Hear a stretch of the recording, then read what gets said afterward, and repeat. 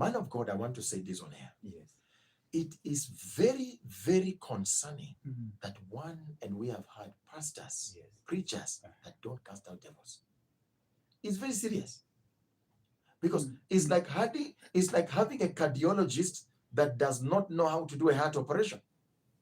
It's like having a heart surgeon that cannot be able to operate someone, does not understand open heart surgery. It's like having a neurologist that does not understand nervous system. Having a preacher that does not cast out devils. Casting out devils is not a preserve of apostles or prophets. The Bible says, they that believe, these signs shall accompany them.